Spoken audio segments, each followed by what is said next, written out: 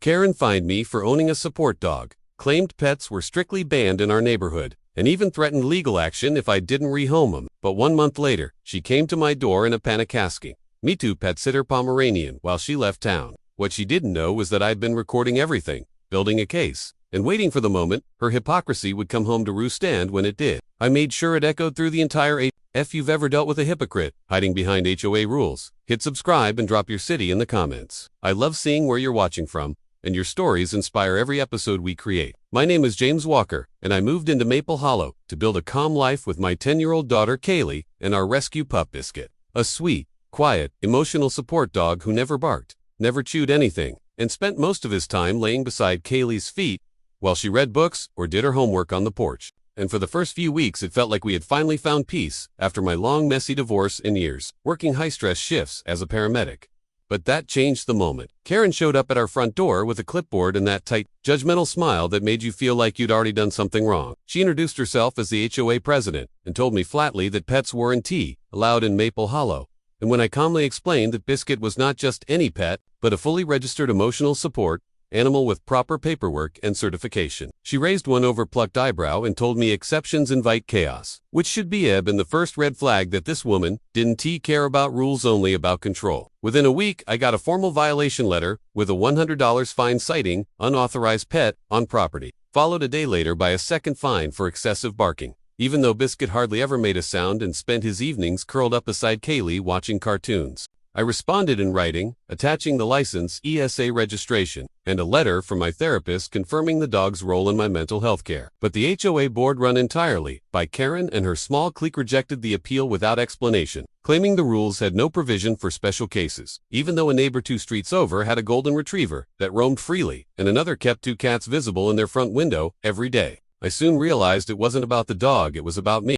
I was new, younger than most residents, and not interested in schmoozing with Karen or her coffee circle crew, and in her world, not playing her game meant you were a threat to her tiny empire. So she escalated, snapping photos of Biscuit through our gate, standing across the street, documenting our walks, and even sending passive-aggressive notes typed on floral stationery about neighborhood harmony and the consequences of ignoring standards, which only made Kaylee more anxious and made me question if we had made a mistake moving here.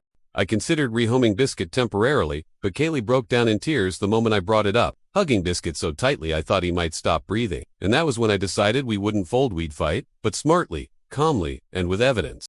I began keeping a journal of every interaction, logging the date, time, and content of each letter, each fine, and every unnecessary confrontation. And I installed a sound meter on our back porch to record decibel levels, which never once spiked during the hours Karen claimed Biscuit was creating a public nuisance, and I even began cross-referencing her complaints with footage from our doorbell cam. As I compiled the evidence, I discovered that Karen wasn't just going after us, she'd done the same to others in the past, including an elderly widow fined for pooting, a small bowl of water out for birds, and a young couple forced to remove their backyard chicken coop, even though it was shielded by a 6-foot privacy fence. And most people had simply paid the fines and stayed quiet, either too tired or too intimidated to fight back. That's when I knew Karen had built her power on silence, and I had no intention of staying quiet.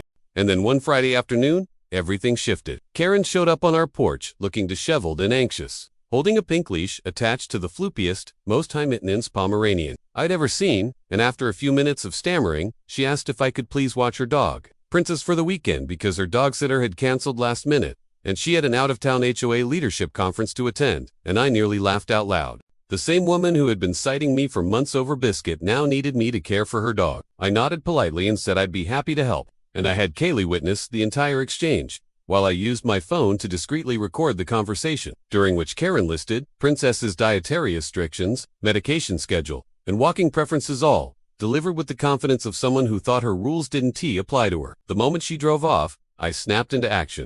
I logged every detail, photographing Princess each time she barked at squirrels or passing cars, documenting every moment she was off, and collecting every pile she left in the yard, which Karen had never warned me about or provided bags for. And I even posted a few vague photos on social media, nothing incriminating, just enough to build the narrative. Babysitting this weekend.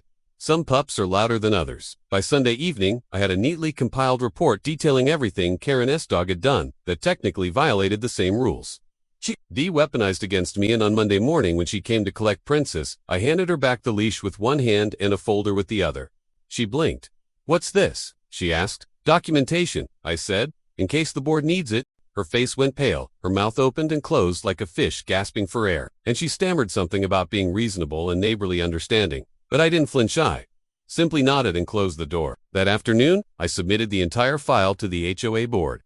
Photographs, video clips, audio recordings, and a detailed complaint mirroring her own language and authorized pet. Leash violations, nuisance, barking, unsanitary pet waste, and I copied the local community ombudsman just to be sure it was on record. Over the next 2 weeks, the neighborhood buzzed with whispers as the board convened to investigate the report, and it didn't take long before other neighbors began coming forward with their own stories of Karen allowing Princess to poop on their lawn, of her ignoring leash laws, of her dismissing complaints with a wave of her hand. One woman produced a 2-year-old email in which Karen had threatened fines over unauthorized garden gnomes, and a retired couple brought out a binder full of unfiled grievances they'd given up pursuing. The tipping point came when the HOA, a quiet but fair man named Mr. Lin, discovered that Karen had never officially registered Princess as required by Bylaw 7.4 and had been waiving her own pet fees without board approval. The board held an emergency meeting, and in front of more than 30 neighbors, Karen was publicly removed as HOA president, fined for her violations, and barred from holding any leadership position for 5 years. The bylaws were revised that month to allow emotional support animals with proper registration, and a new community pet registry was created, with Bisky proudly listed as pet number 001. Kaylee designed a little certificate that now hangs above his food bowl, and at the next community picnic aptly named Pause and Peace, Dabaskitwa, a special collar tag that read Neighborhood Hero while Princess was nowhere to be seen. Karen still lives here, but she keeps her head down now, walking Princess quietly at dusk. Sunglasses on, mouth shut, and no clipboard in sight, while our once divided neighborhood now thrives with empathy, understanding, and yes, a whole lot of wagging tails.